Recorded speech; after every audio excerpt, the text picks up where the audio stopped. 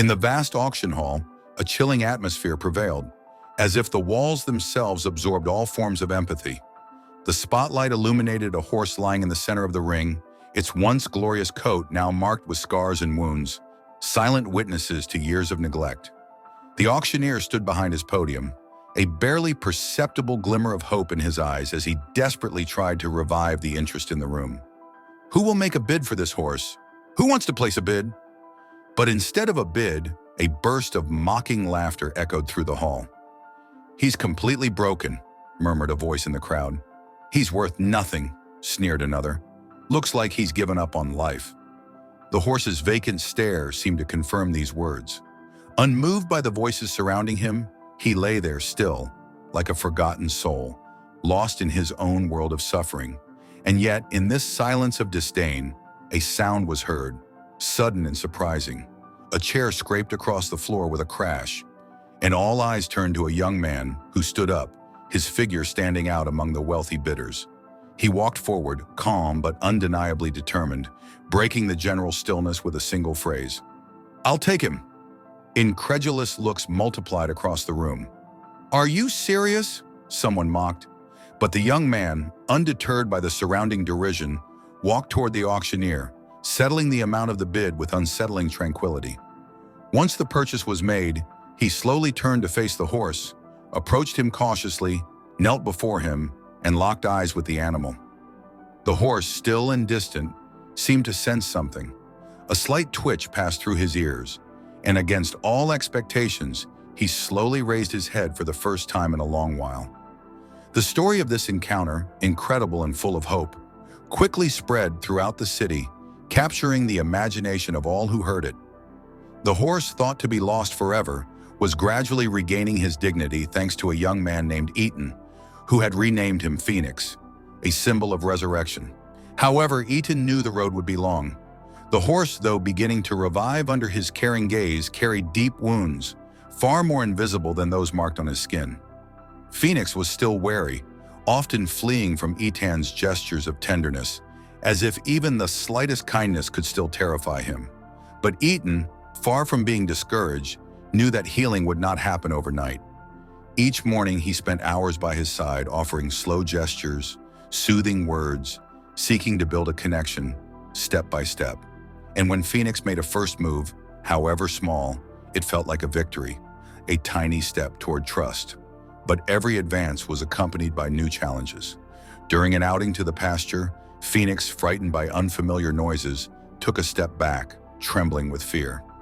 Eaton, with calm and patience, stayed by his side, speaking in a soft voice, so that the horse could reassure himself and not feel pressured.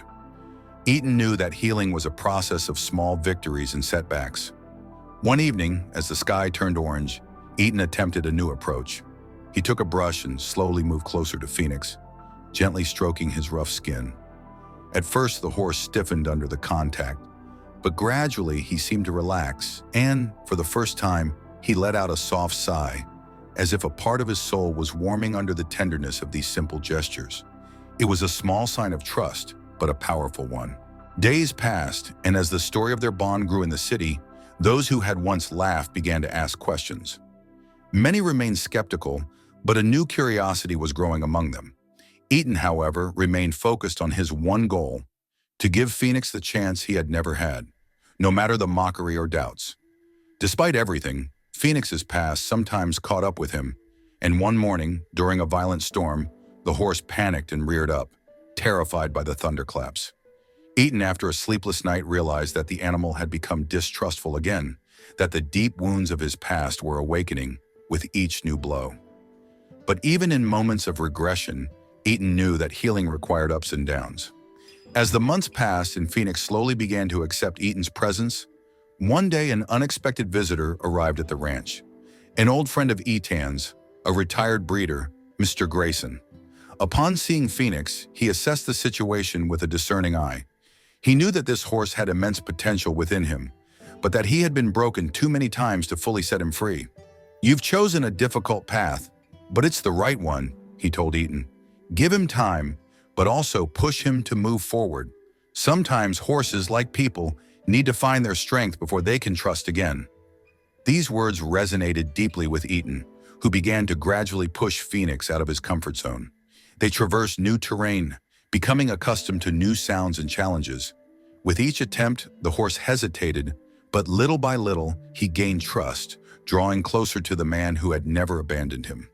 Unfortunately, not everything was that simple. One day, when a sudden noise frightened Phoenix, the animal reared up violently, narrowly missing the fences. Eaton, realizing that every moment could become a challenge, forced himself to stay calm. Healing, he knew, did not come without difficulty. The months passed, and Eaton and Phoenix's routine settled. Every morning, Eaton would wake up early to take care of him, speak to him, and gently stroke him.